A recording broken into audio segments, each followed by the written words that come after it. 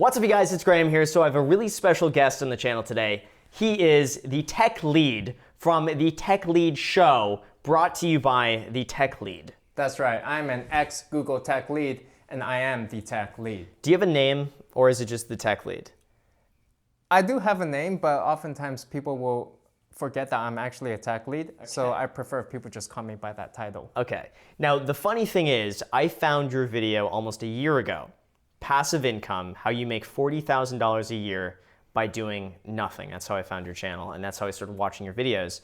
And it's really cool to see what you've done. And I think you have an amazing story that I really wanted to share on this channel, which you became a millionaire in your 20s, correct? Yeah, that's right. So I've been running passive income for a while now. Yeah. And actually, I was a millionaire probably when I was age 25. So How? I became a millionaire by running a number of personal apps, right? So I can say that there were probably 3 to 4 different apps that I had built through coding projects that generated significant revenue over time, right? So one of those projects was Human Pets. That was like a social network. And that one I built out when like Facebook platform was popular. I pretty much rode that trend, and I just built out a social network and started charging some money for memberships, getting some ad revenue from that. And through that, I was able to generate, say, $500,000 or so over the course of the lifetime. How did you learn how to do that? Did you go to college? How did you have an interest in doing it? How did all of this come to be? So I think for me, it was really about tackling a new trend early. So I had to teach myself all of these coding exercises, right? Like, I did go to college for computer science, but they did not teach a lot of the web technologies that I would be using on. They taught mostly hardcore like C++ and stuff like that. Later on, I had to learn a bunch of new web technologies. And so at the time, I was working at Sony Pictures doing a standard 9-to-5 job, 75K salary. And when I started building out this project, it was starting to pay like $1,000 a day, maybe $2,000 a day here and there. And it was generating far more than my day job. So at some point, I just quit that job, and then I actually went to London to start traveling remotely and become sort of like a digital nomad, traveling and working, because there was actually nothing holding me back, right? There was no reason I had to be in a specific location. Did you go to college for any of this? I did go to college for computer science, but at the same time, a lot of these technologies, I had to learn myself. Like, this was about web technologies and scaling up databases, things like that. And I built like 3 or 4 web projects over time that would each generate, say, $500,000 or so each. And over a long period of time, they would actually generate that amount of revenue, bringing about $1 million in total. That's incredible. So how many apps did you do to reach the $1 million point at 25? Yeah, I would say there were probably 3 different apps or so, each one bringing in about a third of that income, right? And I also had co-founders for some of these apps as well. And this is really about perhaps, riding a new trend or wave, getting that distribution power. Maybe it was about another app, cloning another app that was very popular, and then, adding my own spin onto that. And then there may be another app which is really about just learning to monetize it in a better way. How sustainable is apps? Because my understanding is that you can make a lot of money for a short amount of time, and then maybe something changes or a new trend comes in and the income can drop significantly. Has that been the case?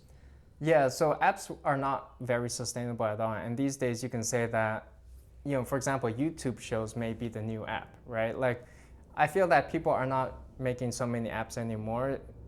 On average, people will download like, say, 1 app a month or something like that. Yeah. So the app market is pretty tough these days.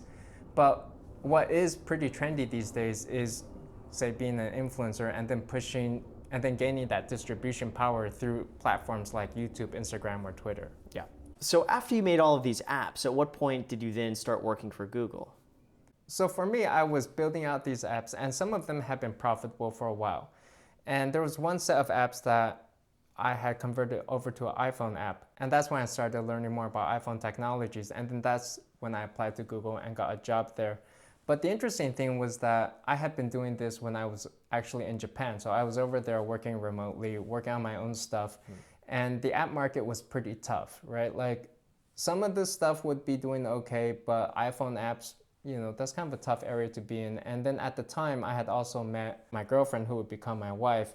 And it started occurring to me that I may want more stable income at that point. And, being able to supply everybody with health insurance. And health insurance, at least in the United States, it's notoriously difficult to get high quality health insurance And on it's your expensive. own. Yeah, very expensive. And I didn't want to like really cheap out on some of this stuff. And I also realized that, hey, if I were to have a kid, which I have now, that's going to really lock me down and I wouldn't be necessarily traveling all the time. So that kind of changed some of my perspectives on, do I really want to be a digital nomad going around working independently versus did I want to just grab a standard job and get that stable income? What was it actually like, though, to work at Google? Is it everything that people kind of imagine it to be? Like it's this playground of amazing, smart people and all of these, entrepreneurs and everyone kind of coming together with this creative mindset? What's it like? Well, I think that Google offers a pretty nice work-life balance. At least for me it did, right? Compared to, say, really at least when I was working on my own apps, I would be very cheap and very frugal on things. So I did not go out to very good lunches. I did not go to very good dinners. Google kind of provides you with healthy cooked food. So they give you a standard of living for me, I would say, right? So before, where I would be clamoring around looking for free food samples at like Costco and shops looking for like free candy, Google just kind of provided that for me. And so that helped me at least raise my standard of living. Okay. But now, going back to the frugal lifestyle, how do you live? Because I think, becoming a millionaire in your 20s, either you're making so much money that you're just, blowing money everywhere, or you take the opposite approach and you save a lot. Can you tell us a little bit about how much you would spend and what your lifestyle was and how you were living? yeah, so I tend to be very frugal. And one reason for that is because I had made $1 million in my 20s, but at the same time, that revenue stream ended pretty abruptly, right? It stopped quickly. And so with that experience, I knew that this would not last me forever and I needed to continue to have income, or this could be the only thing I would have, right? Because there would be moments in my life where I would just say, well, I'm done coding. I'm not going to get back into that. I'm going to go into day trading. And when I become a day trader, that makes my future revenue stream very risky and very unpredictable. Totally. So for me, I try to save all of that because it may just last me forever. And it becomes very apparent when you have a net worth, but you don't have income flow, right? So I think that a lot of people who are working standard jobs, they go and they say, well, today I made $500 today. So they feel that they can go spend $50 per day and they feel pretty good about that. But for me, it was more about, hey, maybe I have $1 million in the bank account and that number only goes down every day. Yeah. And it needs to last forever. Yeah. So based on that reasoning, I tried to be very frugal with my expenses. Making a lot of money at a young age and then having that income flow cut off, right? Because apps are a fat-based business. It made me really start to value the time value of having money while I was young. Because I knew that if the only thing I did was just sit back, by the time my other peers would get to age 40, 50, they would also get to, say, $1 million. Right. And then the edge that I had, all the glory of, say, being able to make that money young, it would kind of wear off, right? Like, what did I really get from having that young? And I kind of thought, well, at least there's the compounding value of money, right? But even still, like, I didn't feel that that time compounding value of money was really worth all that much. Okay. So for me, what I was looking for was to experience that money while I was younger. Got it. Where do you invest your money? I know that you're a real estate agent, and one thing is that I did try to get into housing, right? I think last year I bid on like 5 to 10 different houses, and I lost all of them. Because you weren't working with a really good real estate agent. That could be it. This that guy. could be true, yeah. Okay. But at least in Silicon Valley, the real estate market is very difficult. Like, you could be bidding 10%, 20% over in all cash, and you would still lose the house. Yeah. So what I do is I just invest in standard stocks. And even in stocks, since I'm not getting that leveraged value from being able to get like a mortgage, I try to do more leveraged investing on stocks. In the past, I have, but these days I've scaled that back because I find that my stock investing activities, they haven't been going so well. Yeah, so you lost 350,000, 358,000 or something? Yeah, I've been losing a lot more than that actually. But I also kind of counterbalance that. I make some here and there as well. And these days I tend to be a little bit more balanced in my approach. So what I like to do is maybe I'll take like 20% bonds, 20 maybe 10%, 5% gold, and then I'll take like 45% in stocks, and then I will also pick up maybe some real estate stocks, and I might have a chunk in just a savings account, which is just earning like 2% cash back. Got it. So far, though, what would you say are your biggest mistakes and regrets? It could be investing, or it could be in apps or business or whatever it might be. So I think that one of my biggest regrets was perhaps getting too early into day trading, right? So really becoming overconfident in that in the field that I wasn't too familiar with. And I went in there without putting in ways to stop my losses. And I think that I probably lost more money than I should have there. Okay.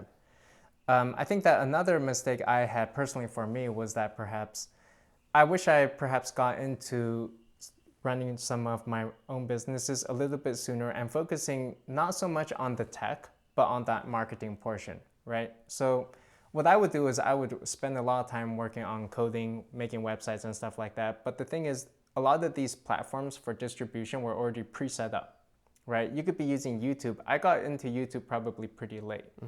But YouTube is an excellent platform for distribution. And I think that anybody out there, you don't necessarily need to know how to code. You can start putting out products and distributing them on YouTube. And you don't even have to necessarily be a YouTube influencer yourself, right? Like you can be working with other influencers. You have a product and then you can just go ask other people to help promote that stuff for you. So I think that there is this whole hidden revenue stream, right? This whole set of ways to make money that a lot of other people had been getting into, but I had not been focusing at all on. So then why make YouTube videos? Yeah, I think that to me, I see YouTube videos as kind of the new app platform.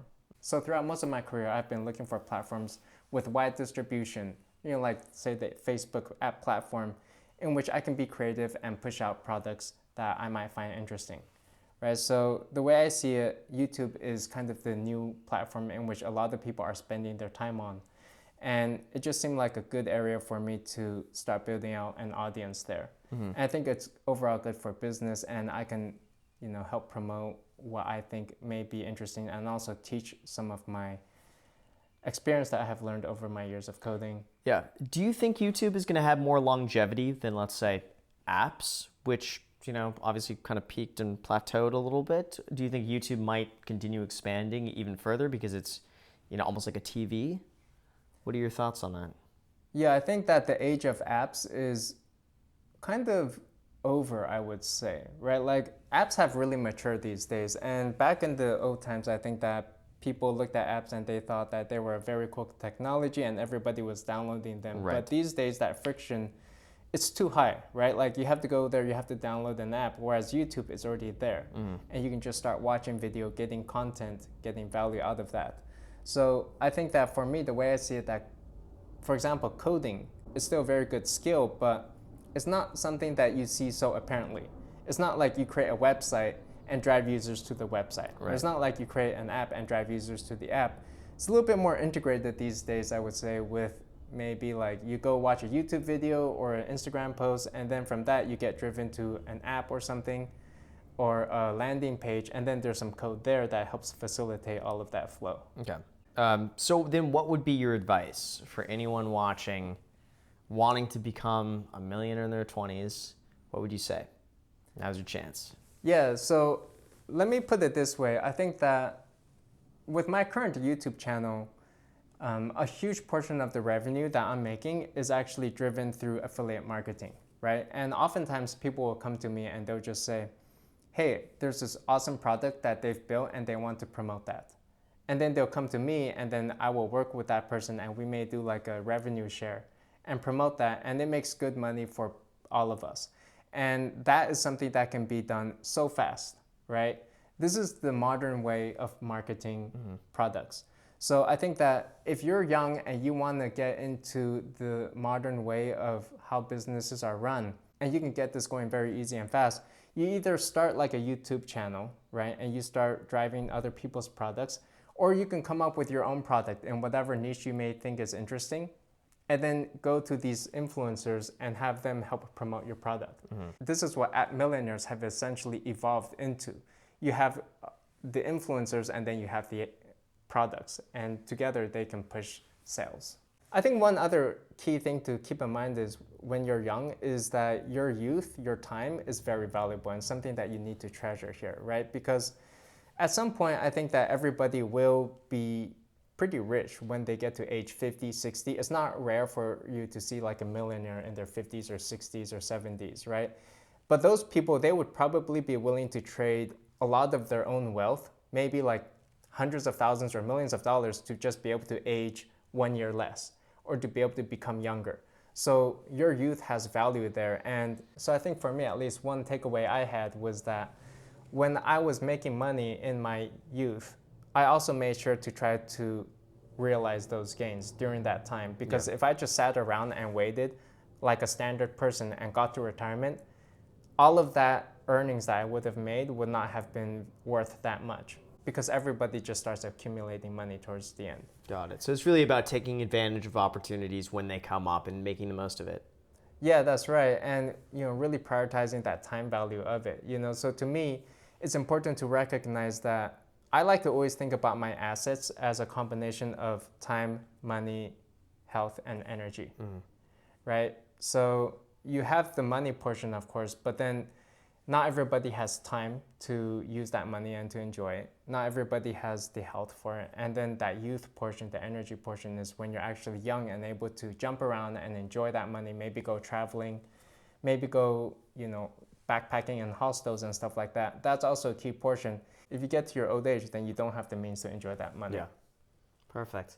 Well, guys, thank you so much for watching this. I really, really appreciate it. You guys got to check out the Tech Leads channel. I'll link to it down below in the description with all of your information. His name is officially on his birth record, the Tech Lead. So make sure to go and check that out.